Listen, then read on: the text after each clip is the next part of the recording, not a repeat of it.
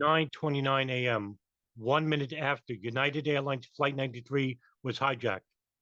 The terrorists on board American Airlines Flight 77 disengaged the autopilot and took control of the plane, turning and descending rapidly as it made its final approach toward Washington.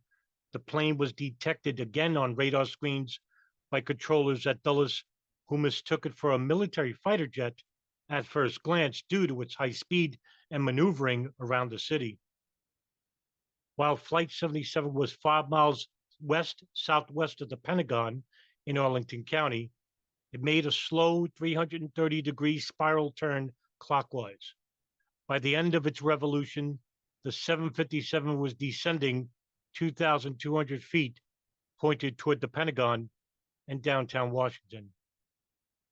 Advancing the throttles to full power, Hanihanjor, allegedly behind the pilot's wheel, rapidly began diving down his target.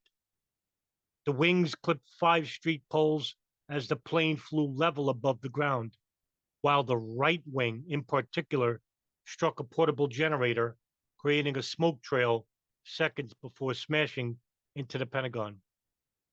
Flying at speeds of 530 miles an hour over the Navy Annex Building adjacent to National Arlington Cemetery, Flight 77 crashed into the Pentagon's western flank at 9:37 a.m.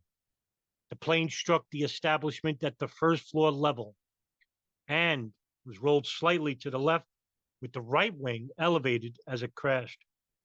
The front part of the fuselage immediately disintegrated upon impact, while the mid and tail sections continued moving forward for another fraction of a second, with tail section debris penetrating farthest into the building. In total, the aircraft took 0.8 of a second to pass 310 feet through the three outermost of the structure's 5 rings and unleashed a massive fireball that rose 200 feet above the building.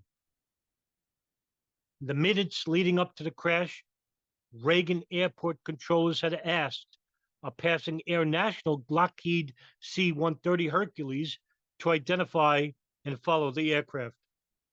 The pilot, Lieutenant Colonel Stephen O'Brien, told them he believed it was either a Boeing 757 or 767, observing that it had silver fuselage, meaning that it was most likely an American Airlines jet.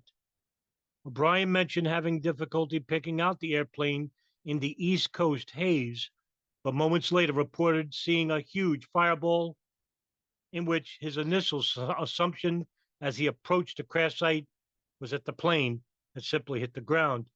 But upon closer inspection, he saw the damage done to the Pentagon's west side and relayed to Reagan Control. It looks like the aircraft crashed into the Pentagon, sir.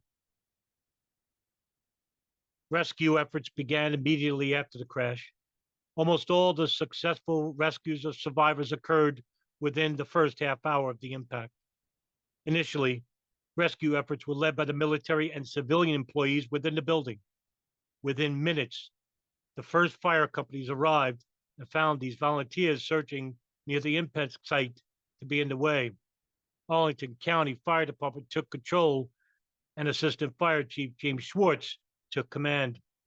The firemen ordered them to leave as they were not properly equipped or trained to deal with the hazards.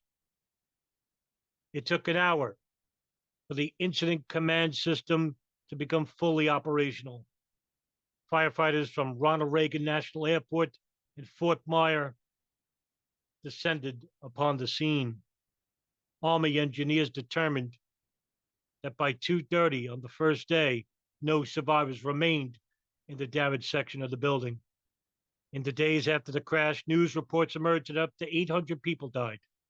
Army soldiers from Fort Belvoir were the first teams to survey the interior of the crash site and noted the presence of human remains.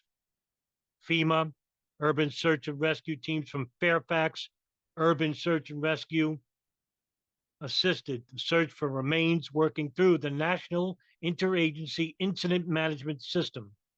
Kevin Rimrod, a Navy photographer surveying the Navy Command Center after the attacks, remarked, "There were so many bodies, I'd almost step on them. So I'd have to really take care to look backwards as I'm backing up in the dark building with a flashlight."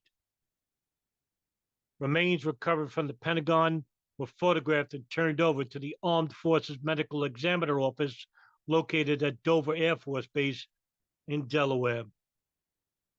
By October 2nd, 2001, the search for evidence and remains were complete, and the site was turned over to Pentagon officials. On September 14th at 3:40 a.m., a paramedic and firefighter who was searching through the debris found two dark black boxes. The Transportation Safety Board took over. Doc Bridges, the deputy manager for Arlington County, said the cockpit voice recorder was damaged, that the flight data recorder was charred beyond recognition. They would end up finding pieces of the landing gear, fuselage, even some broken seats. And 180 of the 189 that were killed in the Pentagon crash, their human remains were recovered at some point. 9 others were remained missing forever.